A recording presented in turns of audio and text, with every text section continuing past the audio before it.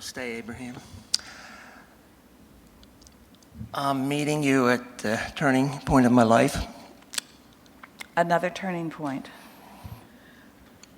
Every day is sort of one, isn't it? This is pretty major, and I know it's in my power to create that, starting with my belief, but I'm blessed that I have an ally that has created this stream for me, and it's the most powerful physical human force on the planet, the United States government, because I turned 65 tomorrow, and the stream is called Medicare. And it begins with a loss, because I've had a therapist. Now, before you go further, we know we're going to adjust this just a little bit. Yes, a little close. Oh, it's not too close. It's just not quite pointed right. In light of everything that we just talked about,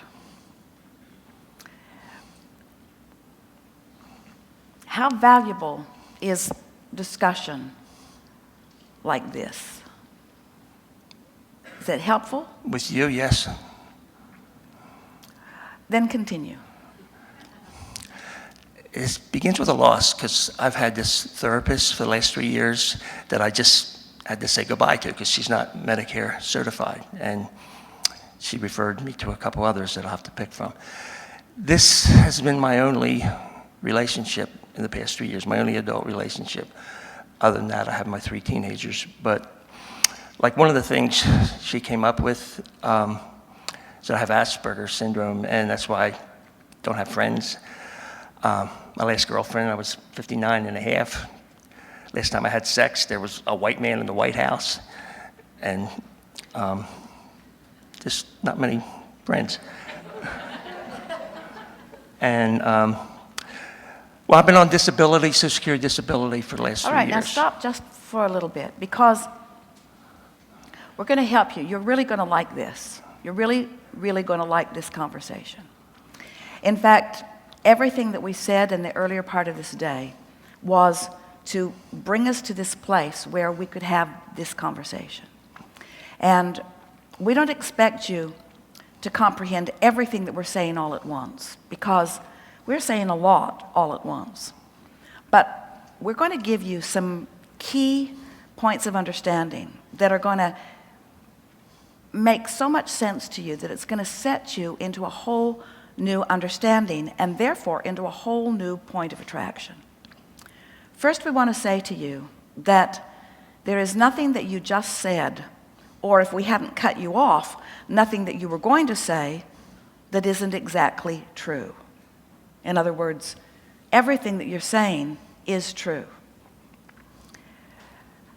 We just want to ask you if these things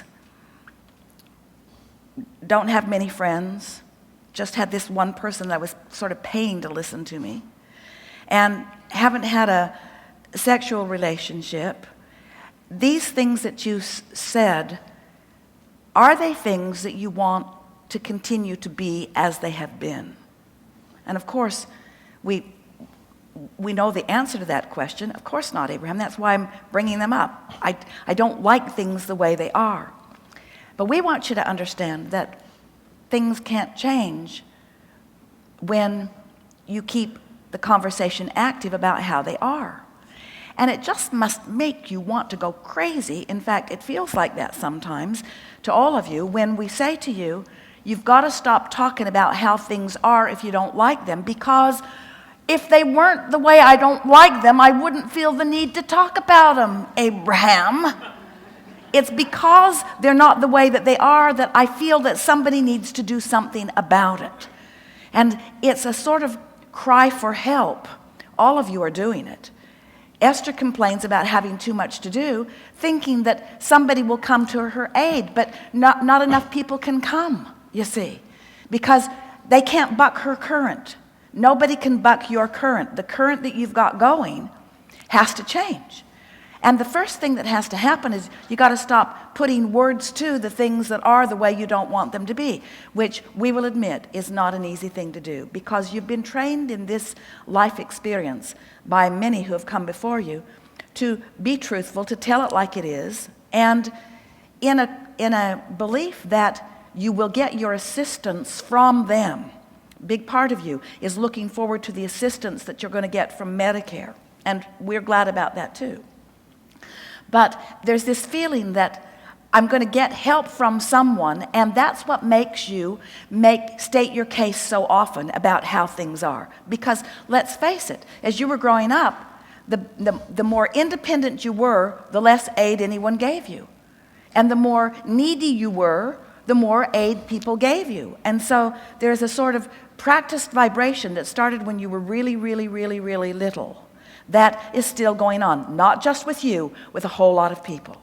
But you, blessed being that you are, bring us this exaggerated version of it so that we can talk about it in a very strong way. So we're just going to hit this head on in very blunt terms. You got to stop talking about how things are unless you like them. And you got to start talking about how you'd like things to be. I get that. What you're going to discover, this diagnosis that they've given you, we love it. We love that they've given you this diagnosis, because this is the way we interpret this diagnosis. This is infinite intelligence speaking to you, and you can take these words to the bank. It is our promise to you. If you can hear what we're going to say to you in our interpretation of this diagnosis, you are an intense focuser. You are like a dog on a bone.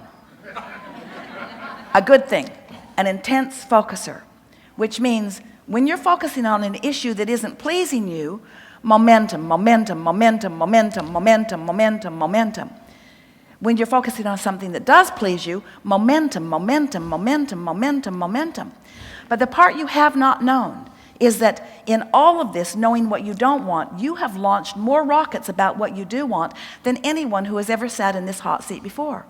You have a vortex filled with such specific desire that high-flying vibration is incredible. And that's why the tug of war within you is so strong. So the combination of having a really fast-moving vortex and being a focuser, like a dog on a bone, focusing in opposition to what you want, that's what's causing that tension within you. And that's why they give you that label. And we're saying to you, with less effort than you think, you're going to be able to begin to turn your attention more to things that you do want. And it is our promise to you that when that momentum begins, that momentum that matches the momentum of who you really are, that ease will come over you. And that what you're wanting will begin to flow into your experience in a stronger way. Okay. I haven't really spoken to the main issue, Well, we don't want you to. but it's important. No, it isn't. Yeah. It is. Please. We know that it feels. We're going to stand on your toes. We know that it feels important to you. Good toes. We know. Runny nose. We know that it feels important to you. Itchy nose. We know that it feels. Funny toes. We know. Holy Nestor sock. We know. And runner up her leg. We know that it feels. Snorted into the microphone. We know that it feels important to you. We know that it feels really important to you. But if you can, something called an estrogen, distract yourself. If you can distract yourself.